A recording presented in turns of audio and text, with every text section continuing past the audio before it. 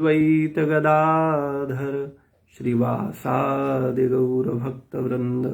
हरे कृष्णा कृष्णा कृष्णा हरे हरे, हरे राम राम राम हरे हरे। नमो विष्णुपादाय कृष्णपृष्ठाय भूतले श्रीमते भक्तिवेदांत स्वामी नित्यनामने। नामस्ते सारस्वतदेवे गौरवाणी प्रचारिणे निर्विशेष शून्यवादी पाश्चात्य देश तारिणे। हरे कृष्णा। तो आप सभी भक्तों का ऑनलाइन कक्षा में स्वागत है। आप सब लोग गंभीरता पूर्वक आध्यात्मिक जीवन को समझने का प्रयास कर रहे हैं। ये भगवान की बड़ी कृपा है। जब जीव का अनंत जन्मों के बाद, क्योंकि हमारे आपके अनंत जन्म हो चुके हैं, हमको याद नहीं है लेकिन भगवान को याद है। भगवान भगवद गीता में अर्जुन को बोलते हैं कि अर्जुन, तुमको याद नहीं है और याद नहीं रहेंगे, लेकिन हमारे और तुम्हारे कई जन्म हो चुके हैं। तो इसी प्रकार से हम लोगों के भी कई जन्म हो चुके हैं और अनंत जन्मों से हम लोग केवल संसार का सुख प्राप्त करने के लिए भटक रहे हैं और संसार का सुख पाने के लिए विभिन्न विभिन्न प्रकार के प्रयास कर रहे हैं। बड़े भाग्य से, भगवान की कृपा से, भगवान के भक्तों की कृपा से जीव का संस्कार जागता है और वो भगवान की भक्ति को समझने का प्रयत्न करता है और प्रमाणित गुरुजनों की बताई हुई शिक्षाओं के आधार पर वो भक्ति करने का प्रयास करता है, यानी अपनी जो मानसिकता है उसमें बदलाव लाता है। क्योंकि संसार में दो तरह की मानसिकताएं हैं, एक दैवीय मानसिकता और एक आसुरी मानसिकता। तो आसुरी मानसिकता के जो लोग हैं वो केवल अपनी प्रसन्नता के लिए जीते हैं। बुरा मत मानना, लेकिन जो सच्चाई है वो ये है, हम सब असुर हैं, आसुरी भावना प्रधान हैं। इसलिए हम लोगों को केवल अपना सुख चाहिए होता है और हम अपने सुख के लिए विभिन्न प्रकार के प्रयास करते हैं कि कैसे भी हम सुखी हो जाएं। संसार में चाहे बच्चे हों, चाहे माता पिता हों, चाहे पति हो, चाहे पत्नी हो, संसार की रचना कुछ इस तरह से की गई है कि प्रत्येक व्यक्ति केवल अपने सुख के लिए लालायित है। लेकिन जो भक्त स्वभाव के लोग हैं, जो दैवीय स्वभाव के लोग हैं, वो भगवान की प्रसन्नता में आनंद लेते हैं, वो माता पिता की प्रसन्नता में आनंद लेते हैं, वो गुरुजनों की प्रसन्नता में आनंद लेते हैं। तो इस तरह का जो मनोभाव है कि भगवान को प्रसन्न करके प्रसन्न होना, माता पिता को प्रसन्न करके प्रसन्न होना, गुरुजनों को प्रसन्न करके प्रसन्न होना, ऐसी भावनाएं वर्तमान समय में दूर दूर तक दिखाई नहीं देती। हालांकि संसार में पुत्र पुत्रियों की कमी नहीं है, संसार में शिष्यों की कमी नहीं है, लेकिन वास्तविक पुत्र पुत्री या वास्तविक शिष्य बड़े दुर्लभ हैं, यह भक्त बड़े दुर्लभ हैं, ये दैवी स्वभाव के लोग बड़े दुर्लभ हैं। तो हम लोगों को अपना जो स्वभाव है वो दैवीय स्वभाव रखना चाहिए या अपने आसुरी स्वभाव पर काम करके उसे परिवर्तित करना चाहिए दैवी स्वभाव में। और ये बड़ा आसानी से हो जाता है जब हम भगवान का भजन करते हैं, भक्तों का संग करते हैं। और भक्तों का संग करने से हमारा जो स्वभाव है, जो हम केवल अपने सुख के लिए जीते हैं, इसमें परिवर्तन आता है। तो यहां हम लोग चर्चा कर रहे हैं अभी भक्ति विनोद ठाकुर द्वारा जो रचित ग्रंथ है कल्याण कल्पतरु, उसमें भक्ति विनोद ठाकुर जी द्वारा जो प्रार्थनाएं हैं उन पर चर्चा कर रहे हैं कि संत या भक्त किस प्रकार से देखते हैं, कैसे उनका दृष्टिकोण क्या होता है चीजों को देखने का। जैसे हर व्यक्ति का अपना एक दृष्टिकोण है, अपने घर को देखने का, अपने धन को देखने का, अपनी कुल को देखने का, जाति को देखने का। प्रत्येक व्यक्ति का अपना एक दृष्टिकोण होता है अपने परिवार को देखने का, अपने मनुष्य जीवन को देखने का। तो वास्तव में क्या दृष्टिकोण होना चाहिए? गुरुजनों के निर्देशन के अनुसार तो ये 9वीं प्रार्थना है। मन रे कौन आरवर्ण अभिमान, मरले पातकी है यम दूते, यावे लय न करवे जातिर सम्मान।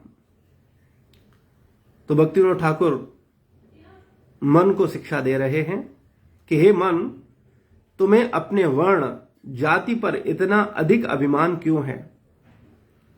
जब पापी के रूप में तुम्हारी मृत्यु होगी तब यमराज के अनुचर तुम्हारे वर्ण का सम्मान किए बिना ही तुम्हें ले जाएंगे। कई बार हमें अपने जाति पर बड़ा गर्व होता है। कुछ लोग बोलते हैं कि मैं ब्राह्मण हूं, कुछ लोग बोलते हैं मैं ठाकुर हूं, कुछ लोग बोलते हैं मैं वैश्य हूं, है ना, विभिन्न विभिन्न प्रकार से। लेकिन ये जो जाति का अभिमान है, ये जो कुल का अभिमान है, वास्तविकता में ये कुल का अभिमान करने से मेरी सदगति नहीं होगी। हमें इस प्रकार के जो भाव रखने से हम उस स्तर पर कार्य कर रहे हैं क्या? भगवान ने अगर हमें ब्राह्मण कुल में जन्म दिया है तो क्या हम ब्राह्मणत्व का कार्य कर रहे हैं? विशेष रूप से भगवान ने जो जन्म दिया है हमको, किसी भी कुल में किसी को दिया हो, चाहे वो ब्राह्मण हो, वैश्य हो, क्षत्रिय हो, शूद्र हो, वास्तव में मनुष्य जीवन का एकमात्र उद्देश्य है भगवान को जानना और उनसे प्रेम करना, अपने चित्त की शुद्धि करना। तो क्या हम अपने चित्त की शुद्धि कर रहे हैं, या हम वैसे ही गर्व में हैं कि हम अमुक जाति में जन्म लिए हैं, या हम अमुक धनवान हैं, हम अमुक पद पर हैं? तो भक्तिविनोद ठाकुर कहते हैं कि हे मन, तुम्हें अपने वर्ण पर इतना अधिक अभिमान क्यों है? जब पापी के रूप में तुम्हारी मृत्यु होगी, हम सबका मृत्यु होगा। तो अगर हमारा मृत्यु होगा तो भक्तिविनोद ठाकुर अपने मन को पापी बोल रहे हैं, है ना? और हम लोग अपने मन को क्या बोलते हैं? बोले हम तो बड़े अच्छे हैं, हम तो भक्त हैं। हमें विचार करना चाहिए, हमें देखना चाहिए कि हम लोग वास्तव में किस स्थिति पे हैं, कितनी दयनीय स्थिति है। भक्तिविनोद ठाकुर स्वयं अपने मन को बोल रहे हैं कि हे मन, तुम्हें अपने जाति पर इतना अभिमान क्यों है? जब पापी के रूप में तुम्हारी मृत्यु होगी तो यमराज के जो अनुचर आएंगे तुमको लेने के लिए, वो तुम्हारे वर्ण का सम्मान नहीं करेंगे और तुम्हें ले जाएंगे। तो इस प्रकार से हम लोगों को भी सोचना चाहिए कि अभी हमारा मृत्यु होगा, हमारा शरीर छूटेगा, तो हमको कौन लेने आएगा? यमदूत आएंगे, विष्णुदूत आएंगे, कौन हमें लेने आएगा? लेकिन वर्तमान समय में इस पर विचार कहाँ है? हम सोचते ही नहीं है कि हमें शरीर छूटना है। हमारे दिमाग में ही नहीं है कि हम कभी भी शरीर छोड़ सकते हैं, और शरीर छूटेगा तो हमें निश्चित रूप से यमदूत लेने आएंगे, क्योंकि विष्णुदूत वाला कार्य हमने अभी नहीं किया है। हमारी चेतना उस स्तर पर नहीं है कि हमें विष्णुदूत लेने आए या भगवान के पार्षद लेने आए। तो हम लोगों को अपनी जाति पर या अपने धन पर या अपने पद पर इस पर गर्व नहीं करना चाहिए, क्योंकि व्यक्ति को यह ध्यान रखना चाहिए कि उसका जीवन वो कैसे जी रहा है, पापमय जीवन जी रहा है या पुण्यमय। तो मेरा एक सरल प्रश्न है आप लोगों से, आप क्या सोचते हैं? आप अपना जो जीवन जी रहे हैं वो पापमय है या पुण्यमय है? और दोनों को बताना पड़ेगा क्यों पापमय है और क्यों पुण्यमय है। क्या सोचते हैं आप? पुष्पा माता जी क्या सोचती हैं? बहुत भारी सवाल है, अभी सोचना पड़ेगा। लेकिन हाँ, ऐसे नहीं बोल सकते कि 100% पुण्यमयी है। काफी जाने अनजाने में तो होती है, बट जानबूझ के भी काफी ऐसा लगता है कि अरे हम तो मजबूरी में कर रहे हैं, लेकिन बहुत सारे पाप हो रहे हैं। तो पापमय जीवन है या पुण्यमय जीवन है आपका? पापमय। तो पापमय जीवन जो हम जी रहे हैं, इस पापमय की परिभाषा क्या है? पापमय जीवन क्या होता है और पुण्यमय जीवन क्या होता है? किसे आप जी जी पाप प्रभु मानती जी। हैं और किसे आप पुण्य मानती हैं?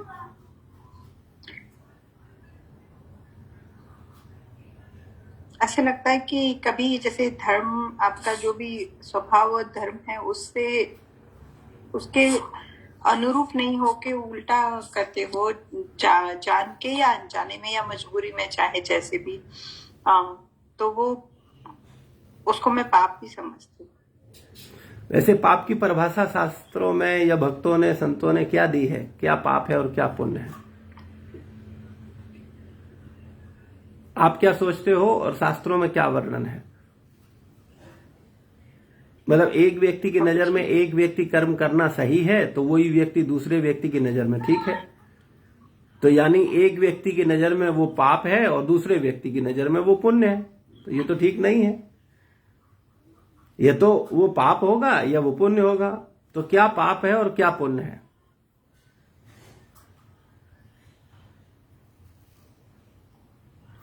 अगर व्यक्ति अपने धर्म का पालन करता है, चाहे उससे किसी का नुकसान होता है और किसी और का फायदा है, तो वो नहीं सोचना है। अगर आप अपना ड्यूटी या धर्म कर रहे हो तो वो पुण्य है। धर्म का पालन पुण्य है और धर्म के विपरीत आचरण पाप है। तो धर्म क्या है?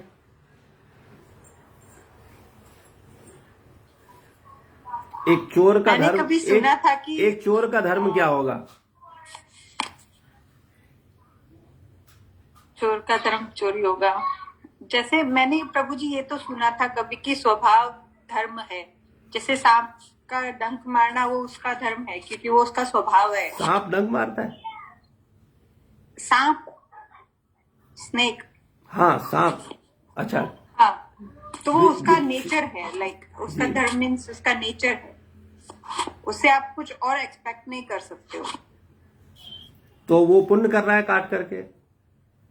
नहीं, पुण्य नहीं कर रहा, वो अपनी स्वरक्षा कर रहा है, तो वो उसका धर्म है। तो मैं यही पूछना चाह रहा हूं, क्या सोचते हैं आप? धर्म आपकी नजर में धर्म क्या है? आप जो कर रहे हो वही धर्म है?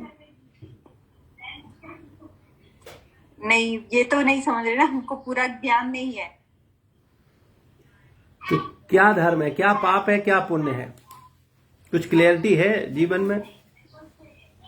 बचपन से जो मम्मी पापा लोगों को देख के जो सीखते हैं और जो लगता है कि ये अच्छी चीज है, ये अच्छी है, ये बुरी है, ये अच्छा है, ये बुरा है, उसको ही हम पाप और पुण्य में समझ लेते हैं। एक बच्चे के कि जो माँ अच्छा बाप, काम करेंगे एक तो बच्चे का माँ बाप बचपन से मांस खा रहे हैं, बच्चा भी देख रहा है और बच्चा भी बड़ा स्वाद लेकर के लेग पीस खा रहा है, तो क्या वो पुण्य है?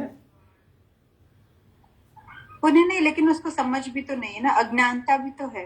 तो मैं अज्ञानता ज्ञान की बात नहीं कर रहा, मैं केवल ये पूछ रहा हूं पाप की परिभाषा क्या है और पुण्य की परिभाषा क्या है? आप क्या सोचते हैं, क्या पाप है, क्या पुण्य है? शास्त्र में या संत लोग किसे पाप बोलते हैं, किसे पुण्य बोलते हैं, क्या विचार है? प्रभु जी, इसकी व्याख्या तो मुझे क्लियर नहीं है अभी। अच्छा ठीक है, थैंक यू।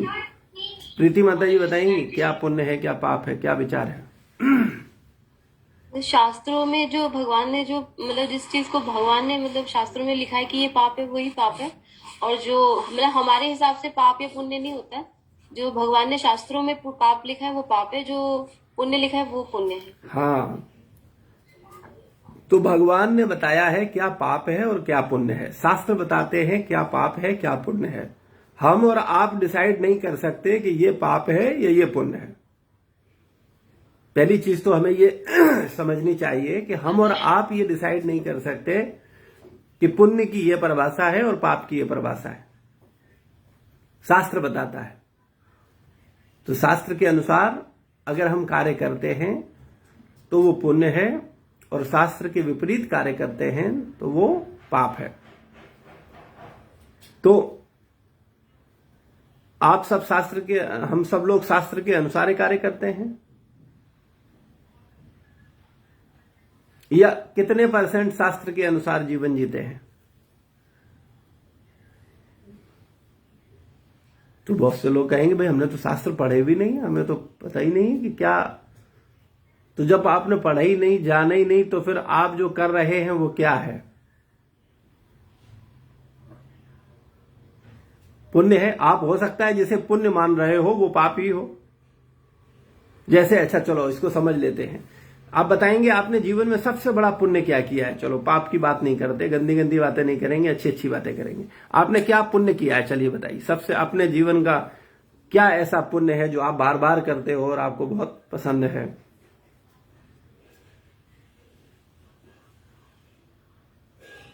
कोई शेयर करना चाहेगा? या गुप्त दान करते हो, केवल गुप्त पुण्य करते हो?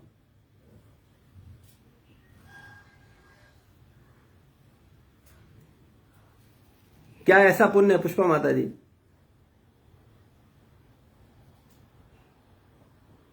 अभी तक वेजिटेरियन हूँ, मुझे लगता है थोड़ा तो कुछ पुण्य है। मतलब आप वेजिटेरियन हैं, मतलब हमने कुछ लोगों को बख्श दिया है, ये पुण्य है। इसे पुण्य की श्रेणी में रखा जाए। कम से कम पाप तो नहीं हो रहा है।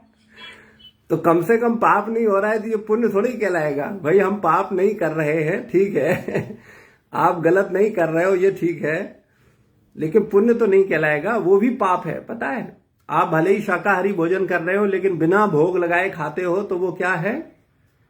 पाप है। गीता में बताया भगवान ने, यज्ञ शिष्टा सेना संतो मुच्यन्ते सर्व किल विषे। जो व्यक्ति बिना भगवान को भोग लगाए खाता है वो पाप खाता है, भले ही शाकाहारी क्यों ना हो।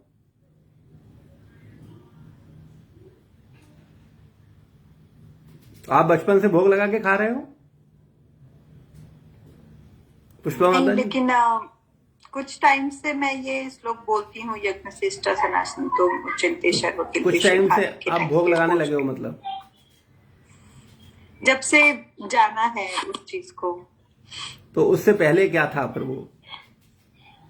उसके पहले सत्संग में पता ही नहीं था कि खाने से पहले ये श्लोक बोला जाना चाहिए। नहीं, खाने से पहले ये श्लोक बोला जाना चाहिए, ये तो मैंने नहीं कहा कि खाने से पहले ये श्लोक बोलिए।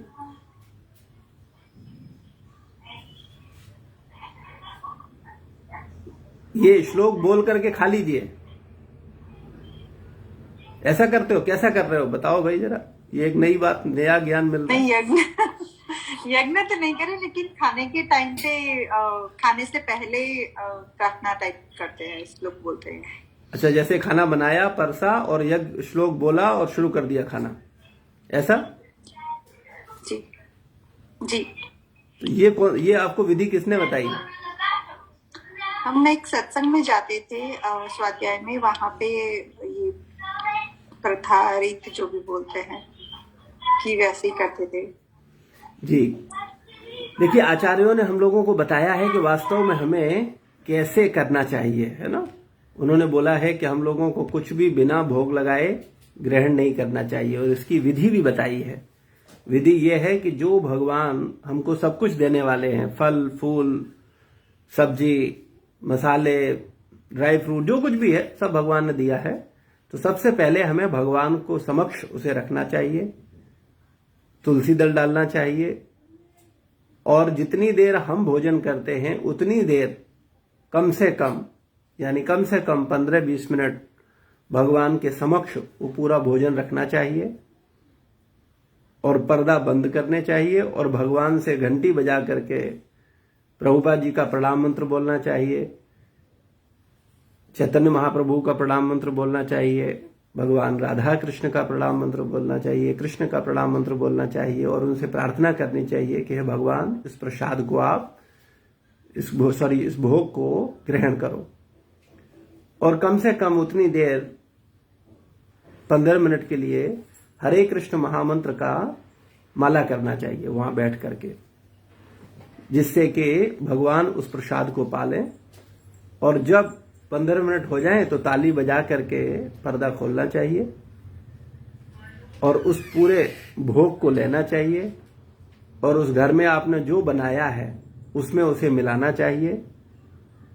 फिर उसके बाद महाप्रसादे गोविंदे करके प्रार्थना है, उस प्रार्थना को बोल करके हमें प्रसाद को सम्मान देना चाहिए, आदर देना चाहिए, और उसके बाद फिर प्रसाद पाना चाहिए। तो ये विधि है जो आचार्यों द्वारा बताई गई। बहुत से लोग भोजन बनाते हैं और बिना विचार किए शुरू कर देते हैं, बहुत से लोग भोजन की थाली लगाते हैं और जितना समय उनको थाली लगाने में भी नहीं लगता, बस उतनी देर भगवान के सामने ले जाते हैं और तुरंत वापस ले आते हैं। तो ये विधि नहीं है। हमको भावनात्मक रूप से भोजन जो बनाया है उसे भगवान को अर्पण करना चाहिए। यह तो आपके मन में यह विश्वास ही नहीं है कि भगवान नाम की कोई चीज है, और अगर ये विश्वास है कि भगवान है तो निश्चित रूप से आप उन्हें अगर ऑफर करेंगे तो वो उसे ग्रहण करेंगे। तो ये विधि है, इसका पालन सब भक्तों को करना चाहिए। दीपिका माता जी, आपने ये शेयर नहीं किया, बताया नहीं सब भक्तों को कैसे भोग लगाते हैं, कैसे प्रार्थना करते हैं? प्रभु जी, जब मुझे पता चलता है कि जब प्याज लहसुन अभी नहीं छूटा है तो नहीं बता पाते। अच्छा, तो कोई बात नहीं। तो देखिए माता जी, अभी तक तो प्याज लहसुन भी नहीं छूटा है, मामला तो बड़ा गड़बड़ है। तो खैर, हम लोग बात कर रहे थे पाप और पुण्य की। तो माता जी ने अभी तर्क दिया कि वो पुण्य कर रही हैं, और पुण्य उन्होंने अपना बताया कि वो शाकाहारी भोजन कर रही हैं, वो पुण्य है।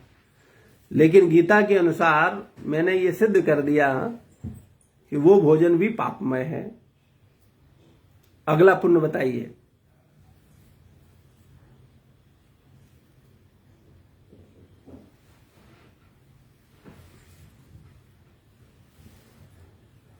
मोहिता माता जी,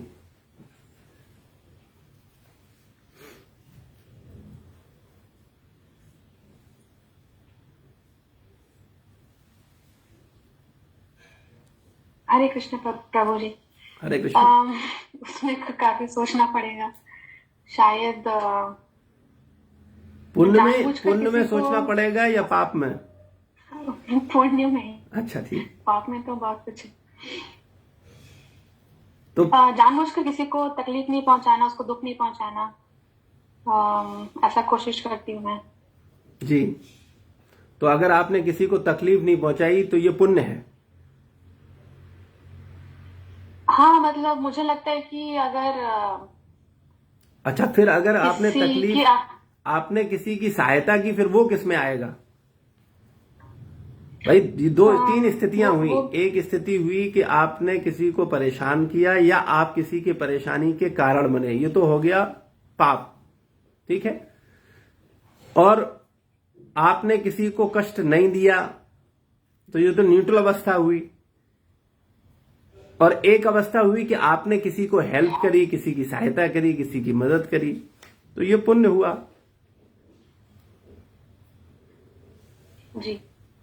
तो मैं पूछ रहा था कि आप अपना कोई पुण्य बताएं जो आप सबसे अधिक करते हो, या जिसके बलबूते पर आप सोच रहे हो कि आपकी सदगति होगी, अगर मृत्यु होगी तो इस पुण्य के बलबूते पर आपको चिंता करने की आवश्यकता नहीं है।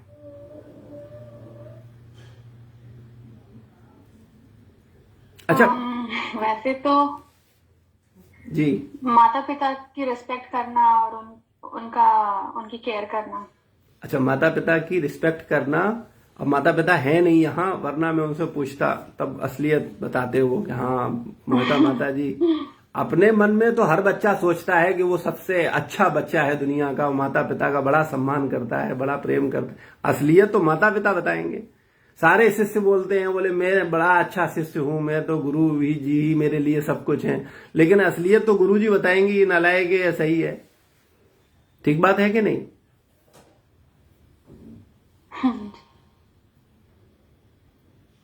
और कोई पुण्य देखो, मरने से पहले ही देखो, मरने के बाद तो हमारा हिसाब होगा, है ना? होगा कि नहीं होगा? हम सब या चित्रगुप्त जी हमारे ऊपर चर्चा कर रहे होंगे हमारे पाप पुण्यों पर।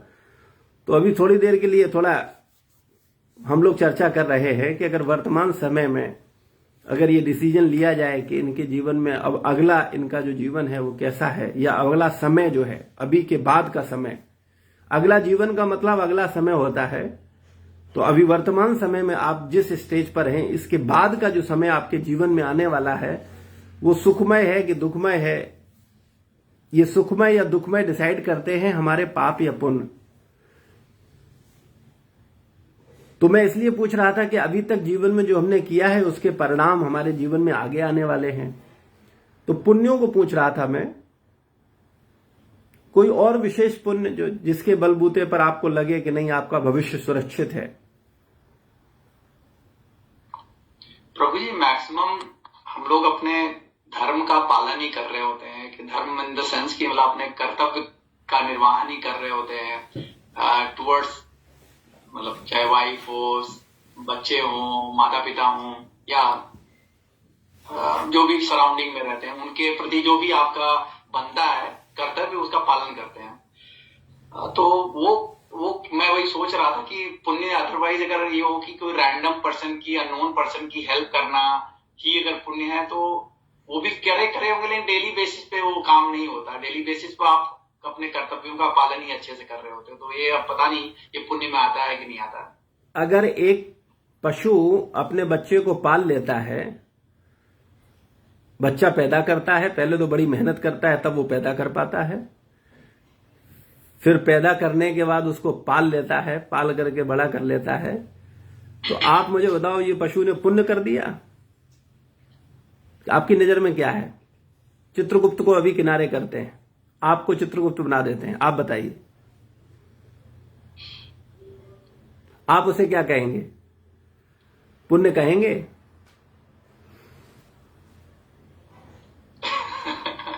नहीं, लग नहीं रहा है पुण्य।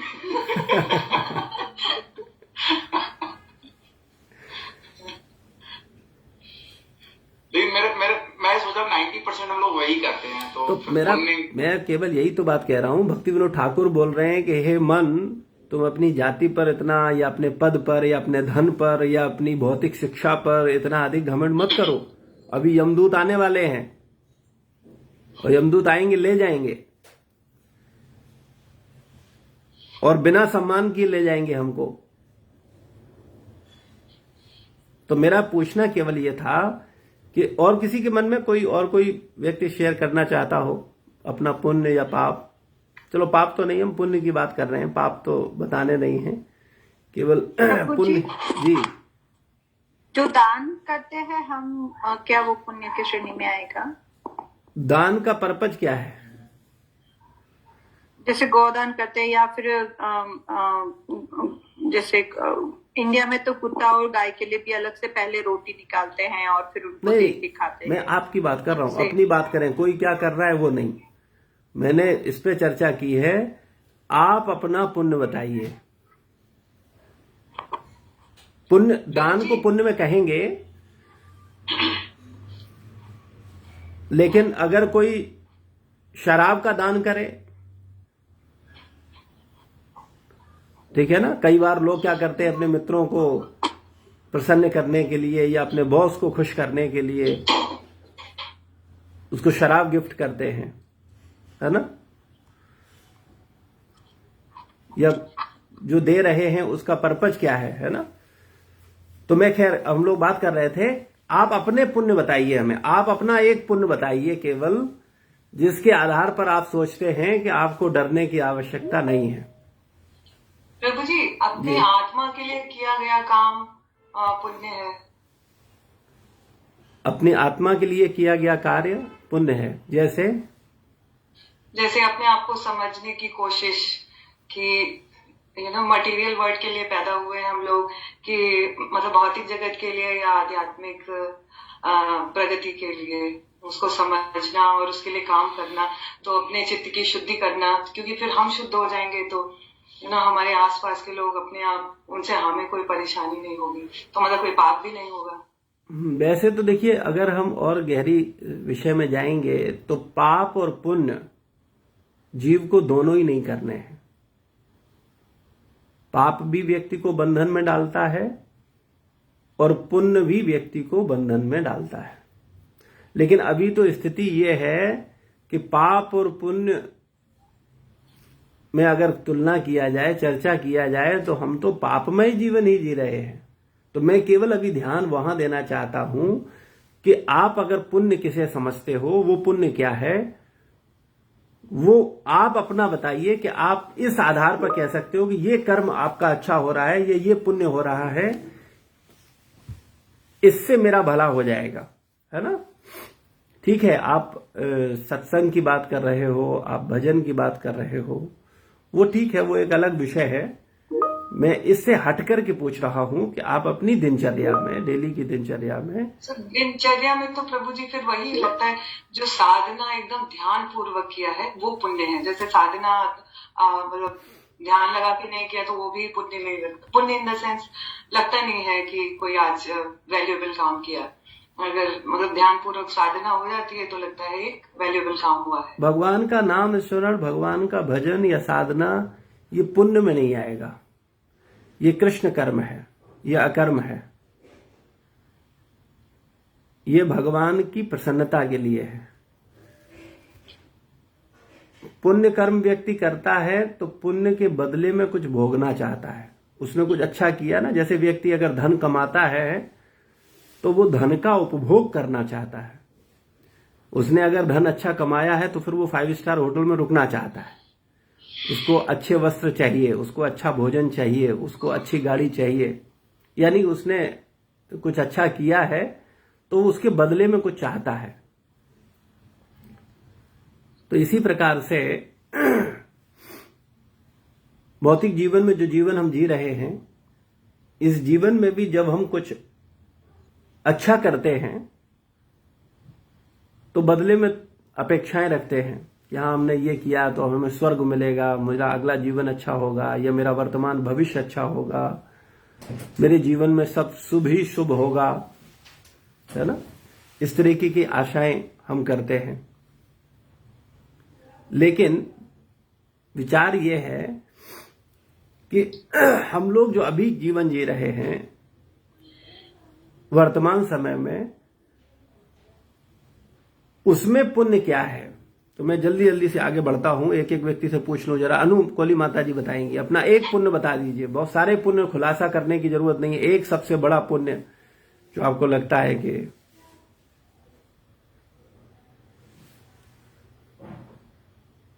आपकी आवाज नहीं आ रही है।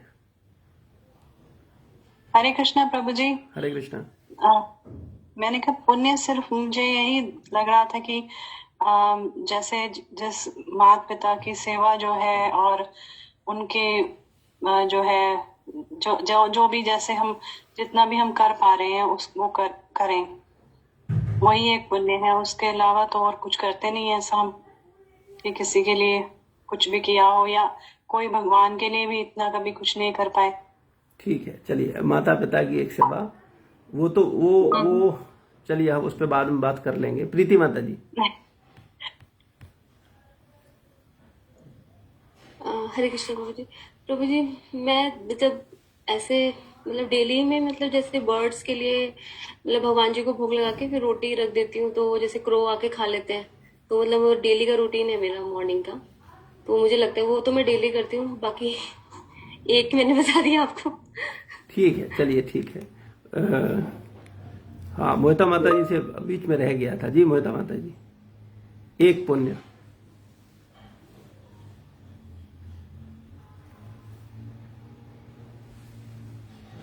प्रभु जी बस वही जो मैंने पहले बोला था, माता पिता की सेवा करना, पर उसके अलावा मुझे और कुछ नहीं ध्यान है जो मैंने कुछ अच्छा किया। अच्छा ठीक है। पुष्पा माता जी ने बताया, कुछ बता दिया था पुण्य।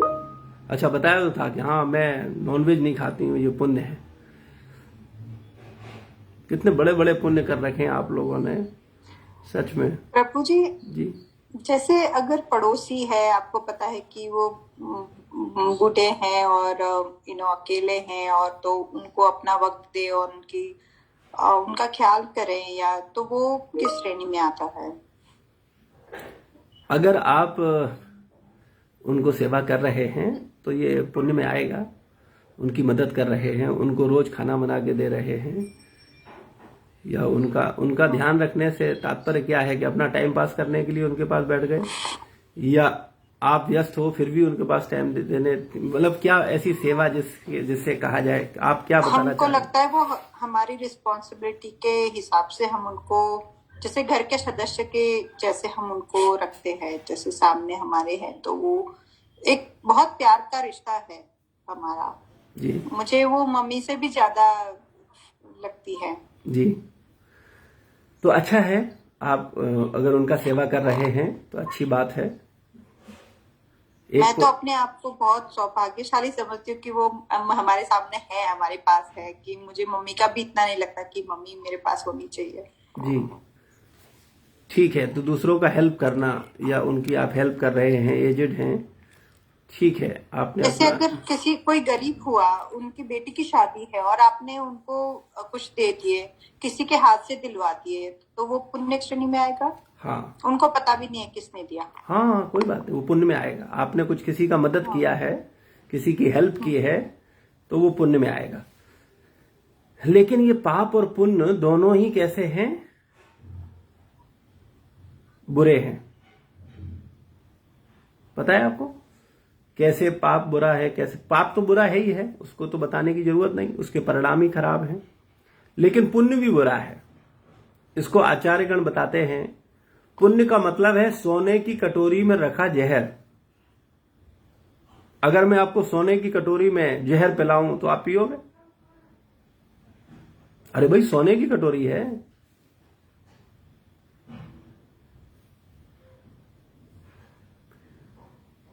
पीना चाहोगे, कोई पिएगा? अच्छा, पुण्य करने की इच्छा होती है आप लोगों के मन में कि हाँ कुछ पुण्य करें, कुछ अच्छा करें। पुण्य करने का सोचते तो हो ही ना।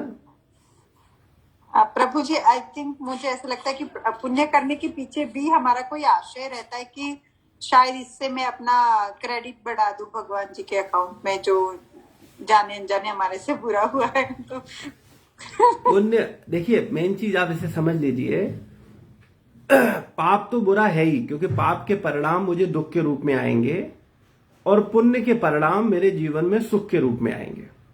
लेकिन सुख और दुख दोनों ही बुरे हैं, क्योंकि अगर सुख आएगा तो दुख आएगा ही आएगा। आप ये नहीं सोच सकते कि सुख आया और दुख नहीं है, दुख से आप बच नहीं सकते। इसको समझ लीजिए, जो जो तुम्हारे जीवन में सुख का कारण है वही वही तुम्हारे जीवन में दुख का कारण है। आप सारी उन्हीं चीजों से दुखी हो जिन चीजों से सुखी हो। दूसरा मोटा मोटा समझ लीजिए, सोने की कटोरी में अगर आपको जहर दिया जाए तो आप पिएंगे? तो आप कहेंगे नहीं, सोने की हो कुछ भी हो, जहर थोड़ी पिएंगे। तो इसी प्रकार से पुण्य भी सोने की कटोरी में रखा जहर के समान है। जब हम कोई सांसारिक अच्छा कार्य करते हैं तो उसके बदले में हमको 4 चीजें मिलती हैं: उच्च कुल, धनवान परिवार, अच्छी बुद्धि और सुंदर निरोगी शरीर। ये पुण्य आत्माओं को प्राप्त होता है। तो आप कहेंगे तो बहुत अच्छा है, पुण्य करना चाहिए। अरे हर व्यक्ति चाहता है कि उसका अच्छा उच्च कुल हो, धनवान परिवार हो, अच्छी बुद्धि हो, सुंदर अट्रैक्टिव शरीर हो उसका, जिसे हर व्यक्ति उसे देख करके आकर्षित हो जाए और देखते ही रह जाए, और निरोगी हो। तब तो पुण्य जरूर करना चाहिए। लेकिन अगर गहराई से विचार करोगे तो चाहे उच्च कुल हो, चाहे धनवान परिवार हो, चाहे सुंदर शरीर हो, अच्छी बुद्धि हो, लेकिन उसको लेने के लिए मां के गर्भ में 9 महीने तक उल्टा लटकना पड़ेगा कि नहीं? भाई, राजा का पुत्र हो या भिखारी का पुत्र हो, गर्भ की यातना तो दोनों को ही सहनी है।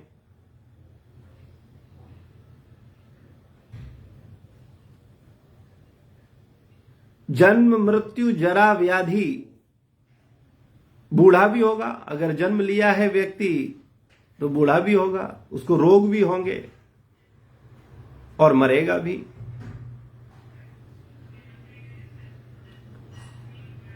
तो जो आत्म तत्व को जानने वाले लोग हैं, जो समझते हैं कि वो शरीर नहीं आत्मा है, तो ऐसे लोग पाप और पुण्य दोनों से दूर रहते हैं। वो न पाप करते हैं और न पुण्य करते हैं।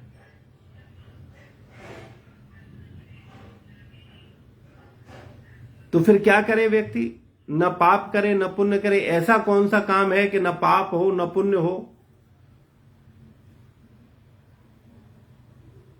और उसको किसी कर्म का उसे फल न मिले? तो उसे क्या करना चाहिए? तो वास्तविकता में उसको भगवान के लिए कर्म करना चाहिए, उसे भक्ति करनी चाहिए। अगर वो भगवान की प्रसन्नता के लिए कुछ करता है तो इसमें न तो उसे कोई पाप लगता है और न कोई उसे पुण्य मिलता है, बल्कि उसे आनंद प्राप्त होता है।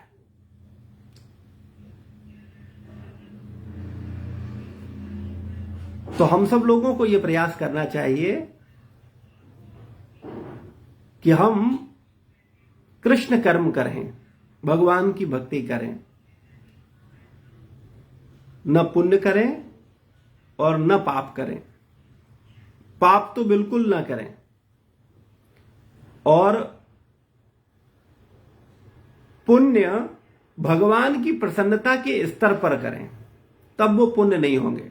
यानी भगवान की प्रसन्नता के लिए, जैसे आपके बगल में अगर कोई बूढ़ा व्यक्ति है और आप उनको हेल्प कर रहे हो, मदद कर रहे हो, तो ये भगवान की प्रसन्नता के लिए कि मेरी इस सेवा से भगवान प्रसन्न हो जाएं। लेकिन संसार में लोगों ने भगवान को तो निकाल करके फेंक दिया है जीवन से। वो केवल या तो अपनी प्रसन्नता चाहते हैं या जिसकी सेवा करते हैं उसकी प्रसन्नता चाहते हैं, क्योंकि उसकी प्रसन्नता से उसको फिर वाहवाही मिलेगी कि अरे वाह बेटा तुम बहुत अच्छे हो, तुमने बहुत अच्छा किया। तो वास्तविकता में हम लोगों को कृष्ण कर्म करने चाहिए, ऐसे कर्म जो न पाप की श्रेणी में है और न पुण्य की श्रेणी में है। और ये कर्म आपको भगवत धाम ले जाएंगे और जीते जी आपको आनंद दिलाएंगे। लेकिन अगर आप पुण्य करोगे तो आप सुखी होगे और स्वर्ग लोक जाओगे। लेकिन अगर आप पाप करोगे तो आप दुखी होगे और नरक में जाओगे। तो तीन स्थितियां हुई, एक नरक में जाना, एक स्वर्ग में जाना और एक बैकुंठ में जाना। अच्छा, अब आप कहोगे आपने स्वर्ग देखा नहीं, बैकुंठ देखा नहीं, नरक देखा नहीं, तो बोले हम सब नहीं मानते। ठीक है, आप मत मानो। लेकिन आपने दुख देखा है तो आप कहोगे हाँ वो तो देखा है, महसूस किया है मैंने। आपने सुख देखा है, बोले हाँ वो भी किया है।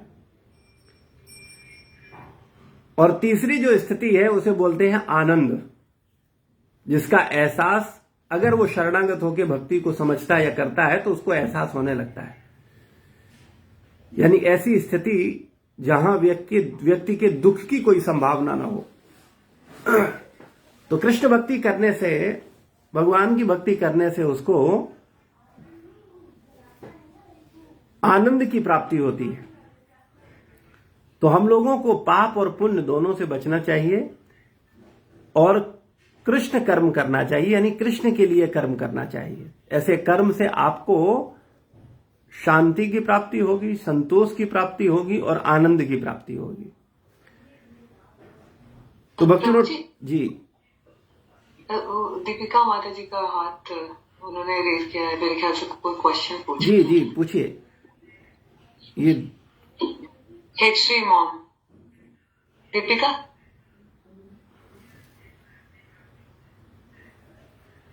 दीपिका लग रहा है गलती, आई थिंक गलती से।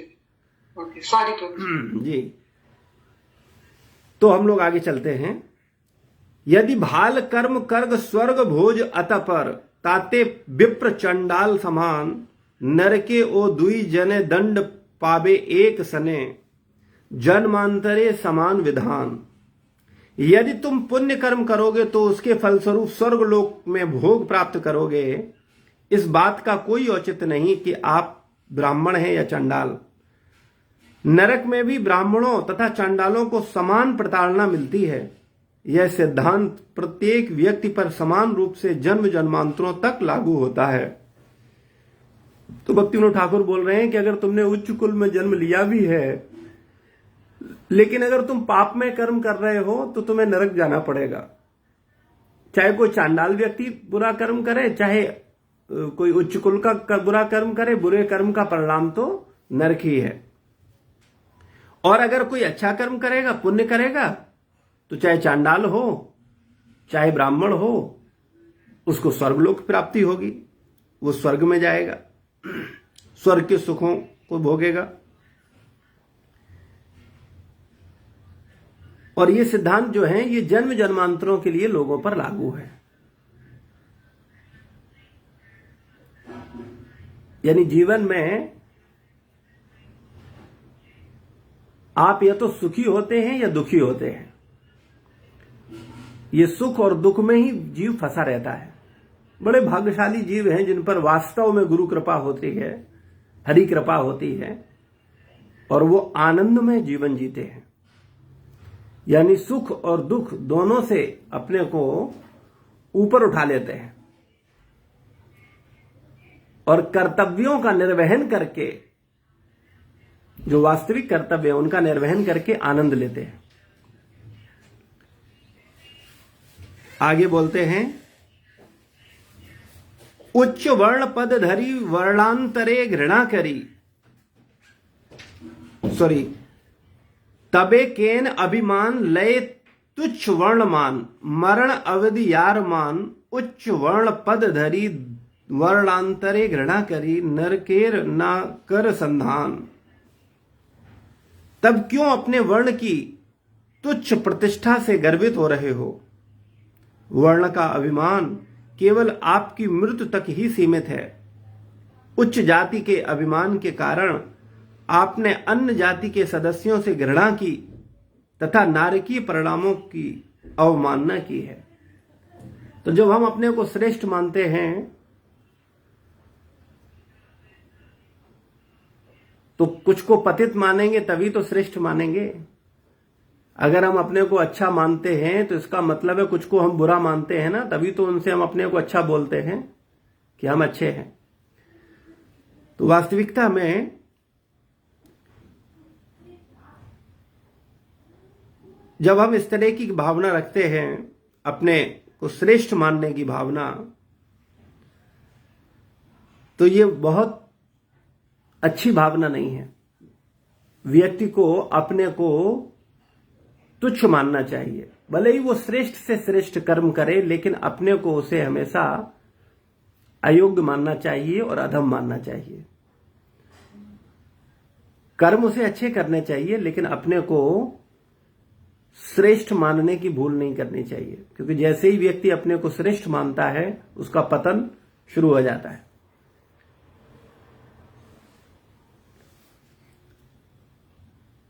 आगे बोलते हैं, सामाजिक मान लय थाक भाई विप्र है, वैष्णवे न कर अपमान, आदर व्यापारी है विवाद, जहाज लय कबू नहीं करे बुद्धिमान।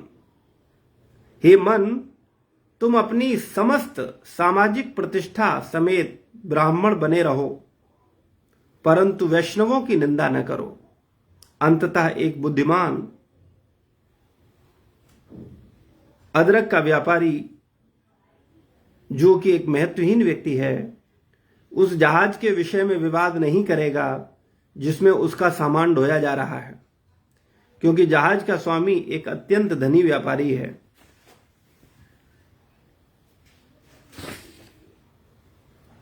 तो सामाजिक प्रतिष्ठा, यानी जो हमको प्रतिष्ठा प्राप्त है, इसमें भले ही हम अपनी प्रतिष्ठा में बने रहें, लेकिन भक्तों का अपमान न करें, भक्तों का अनादर न करें,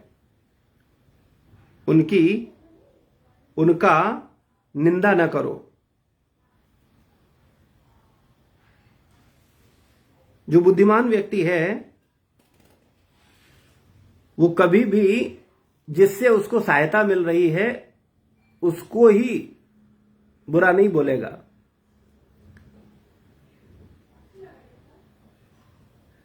तो कहने का तात्पर्य है कि हमको जिस स्थिति पर भगवान ने रखा है, हम आज जिस स्थिति पर हैं भगवान की कृपा पर हैं, तो हमें भगवान को धन्यवाद देना चाहिए, लेकिन अपने अंदर गर्व नहीं करना चाहिए कि हम श्रेष्ठ हैं, हम धनी हैं, हम अमुक कुल में हैं, या हम बहुत बुद्धिमान हैं, या हम अमुक पद पर हैं। तो इस तरीके का जो व्यक्ति को मद आता है, उसमें व्यक्ति जाने अनजाने में उससे बड़े अपराध हो जाते हैं। इसलिए उसको हमेशा अपने को विनम्र मानना चाहिए, तुच्छ मानना चाहिए। तब यदि कृष्ण भक्ति साध तुम यथाशक्ति, सोनाए सुहागा पावे स्थान, सार्थक है वे सूत्र, सर्व लाभ यहाँ मूत्र, विनोद करिबे स्तुति गान। यदि यथा सामर्थ आप कृष्ण भक्ति को अनुकूल करोगे तो वह सोने पर सुहागा, एक चूर्ण जिसे कि सोने के साथ उसको निखारने के लिए मिलाया जाता है, जैसा हो जाएगा। तब आपका यज्ञोपवीत धारण करना सफल हो जाएगा तथा आपके समस्त प्रयास फलोत्पादक हो जाएंगे। तब श्री भक्ति विनोद ठाकुर आपका यशोगान करेंगे। यानी यहां पर वो बोल रहे हैं कि भक्ति, कृष्ण भक्ति करो यथा सामर्थ, कृष्ण भक्ति को अनुकूल करोगे, कृष्ण की प्रसन्नता के लिए कार्य करोगे, तब क्या होगा, ये तुम्हारा जो ब्राह्मण कुल है या उच्च कुल है, या तुम्हारी जो शिक्षा है, तुम्हारा जो पद है, तुम्हारे पास जो कुछ भी श्रेष्ठ है जिस पर तुम गर्व कर रहे हो, अगर इसका इस्तेमाल कृष्ण भक्ति में करो, राधा कृष्ण के भजन में करो, तब क्या होगा, फिर ये सब सोने पर सुहागा हो जाएगा, फिर सब अच्छा है। अगर तुम ब्राह्मण कुल में जन्म लिए हो और तुम अगर कृष्ण भक्ति कर रहे हो तब वो अच्छा है। अगर तुम धनवान हो और तुम धनवान होकर के कृष्ण की आराधना कर रहे हो तो अच्छा है। अगर तुम्हारे पास ऊंची शिक्षा है और तुम उस शिक्षा के साथ भगवान की भक्ति कर रहे हो तो यह अच्छा है। तो ऐसा करने पर क्या होगा कि जो भक्तगण हैं, भक्ति विनोद ठाकुर बोल रहे हैं कि तब उसका यशगान होगा। तो अपने मन को समझा रहे हैं कि हमको भौतिक पद या भौतिक कुल, उच्च कुल या ऊंची प्रतिष्ठा, इसमें नहीं फंसना चाहिए, बल्कि हमें भगवान की भक्ति करनी चाहिए। तो पाप और पुण्य दोनों ही अच्छे नहीं हैं, लेकिन पाप तो बिल्कुल अच्छे नहीं हैं और पुण्य भी बिल्कुल अच्छे नहीं हैं। अच्छा क्या है, केवल भगवान कृष्ण के लिए कर्म करना। क्यों अच्छा है? क्योंकि आप शरीर नहीं, आप आत्मा हैं, और ये बात हम लोग हर पल भूल जाते हैं। ईमानदारी से बताओ, याद रहता है कि आप शरीर नहीं आत्मा हो? याद रहता है हम लोगों को? अच्छा, अभी तक समझ में आया है ये बात थोड़ी सी भी कि हम शरीर नहीं आत्मा? ईमानदारी से बताओ, कितने लोगों को कम से कम समझने के स्तर पर लगता है? मोहिता माता जी, क्या लगता है?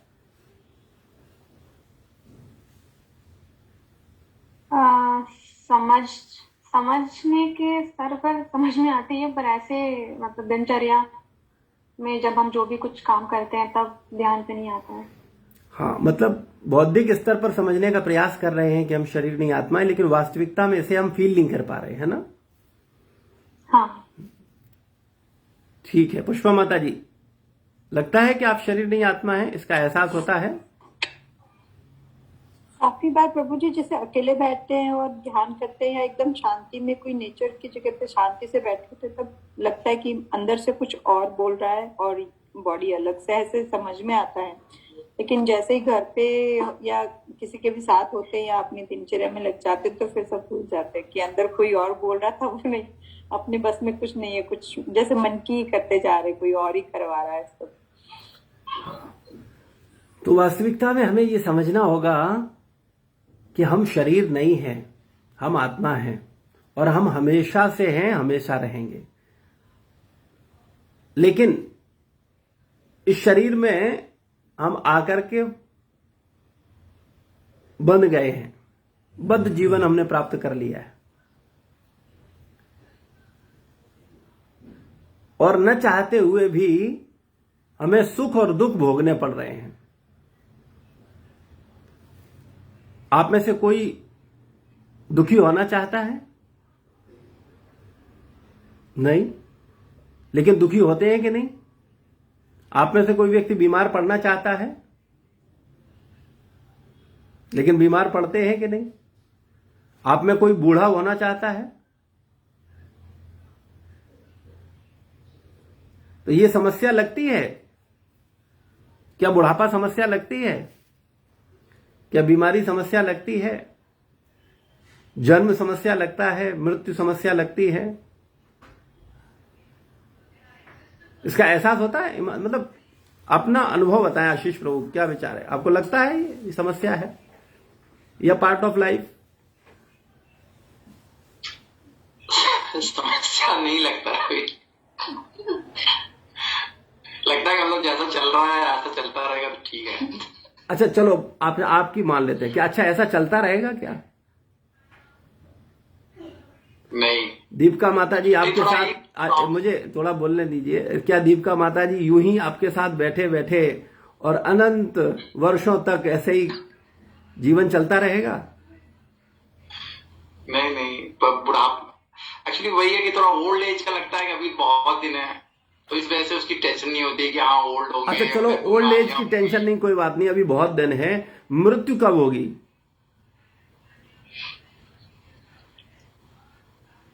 आपकी हो या दीपिका माता जी की हो या मेरी हो या किसी की हो, वो तो होना है ना। तब बोले कोई क्या फर्क पड़ता है? बोले दीपिका माता जी ने से ही दूसरी माता जी आ जाएंगी। उसका तो दिमाग में मन ने समझा रखा है हमको। बोले ठीक है, वो तो कोई प्रॉब्लम नहीं है।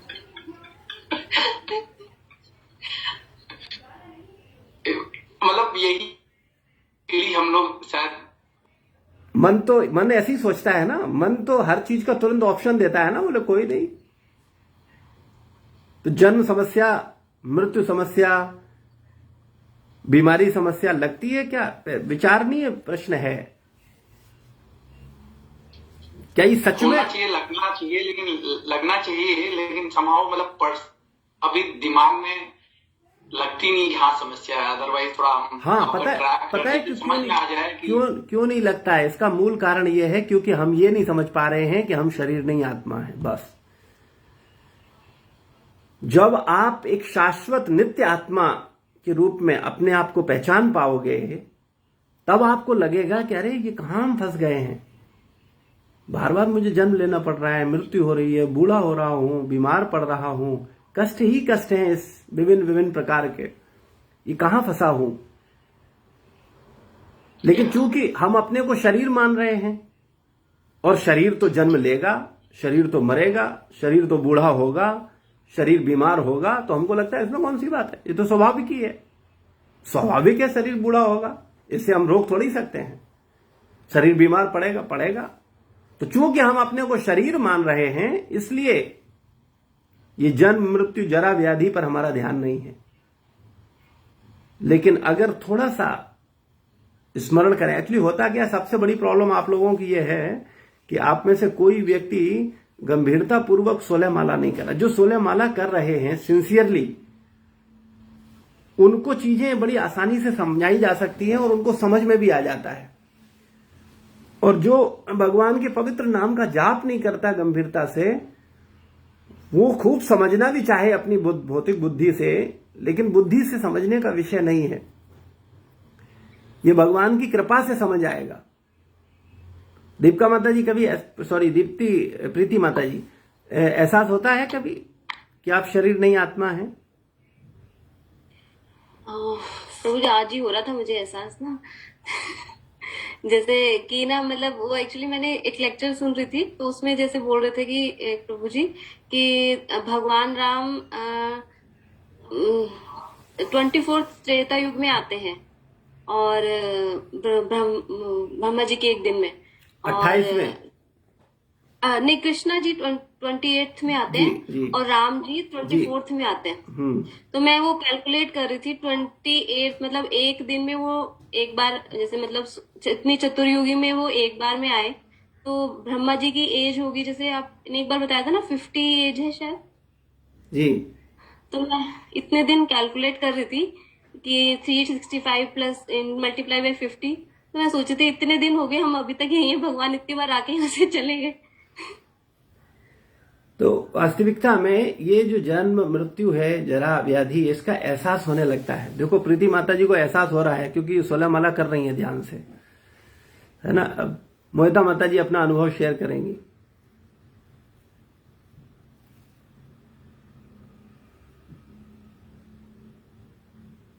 हाँ प्रभु जी, जैसे मैं कह रही थी कि ऐसे ध्यान में नहीं आता है। जब जब शांत मन से बैठते हैं, ध्यान लगाते हैं, तभी तभी तभी लगता है कि हाँ हम शरीर नहीं है। तो अगर ये समझ में आता है थोड़ा सा कि हम शरीर नहीं हैं, तो जो आप नित्य हैं उस पर ध्यान क्यों नहीं लगा रहे हैं? भगवान कितनी माला जप कर रहे हैं? अभी कर रहे हैं, कोशिश कर रहे हैं कि नहीं? शुरू किया है? हाँ प्रभु जी, मैं अभी भी 4 पर हूँ। 4 माला हाँ पर डे हो रही है, लेकिन हाँ मतलब इसमें कोई गिरावट नहीं है ना? नहीं, उतना करती हूँ। ठीक है, अच्छा है। आप इतना, लेकिन इतना ध्यान से करिए, एक एक शब्द को ध्यान से सुनिए। अगर आप 20-25 मिनट का समय दे रहे हैं तो उसको बिल्कुल ध्यान से करिए, क्वालिटी उसकी बहुत अच्छी करिए, एक एक शब्द को सुनिए। उससे आप देखोगे कि आप बहुत शीघ्रता से आपके विचारों में परिवर्तन आएगा और भगवान की कृपा होगी। तो नाम जप जो है ना, ये बड़ा इंपॉर्टेंट है। भगवान का नाम भगवान से अभिन्न है। ये नाम साधना भी है और नाम साध्य भी है। भगवान को ही हमें प्राप्त करना है और भगवान से ही प्राप्त करना है। तो भगवान का नाम लो और भगवान को प्राप्त करो, लेकिन करना पड़ेगा। लेकिन इस सत्य को समझिए कि मनुष्य जीवन बहुत दुर्लभ है और हमें मिला है केवल सत्य जानने के लिए। क्या इस बात का एहसास होता है कि मनुष्य जीवन सत्य जानने के लिए मिला है? ऐसे फीलिंग आती है? ये तो सत्य समझ में आता ही होगा कि जिस विषय की हम लोग चर्चा करते हैं ये केवल मनुष्य जीवन में समझा जा सकता है। पशु नहीं समझ सकता कि हम शरीर नहीं आत्मा है।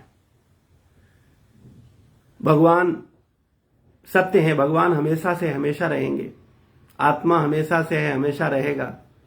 इसको केवल मनुष्य जीवन में समझा जा सकता है।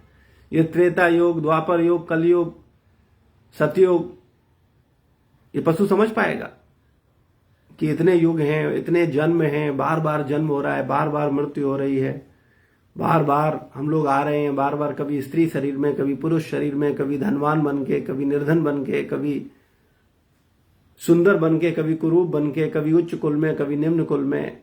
कितने जन्म हो चुके हैं हम लोगों के।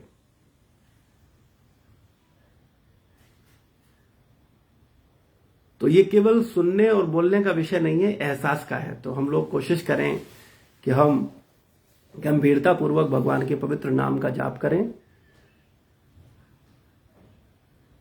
और ध्यान पूर्वक कोशिश करें कि हम कृष्ण कर्म करें, कृष्ण की प्रसन्नता के लिए करें। जो कुछ भी करें कृष्ण की प्रसन्नता के लिए। आप करके देखो, बड़ा आनंद आएगा जीवन में, भगवान की प्रसन्नता के लिए। और भगवान को सबसे ज्यादा पसंद पता है क्या है? भगवत गीता में भगवान ने बोला है, मुझे सबसे ज्यादा प्रिय क्या है? कोई बताएगा आप में से? किसी को याद है?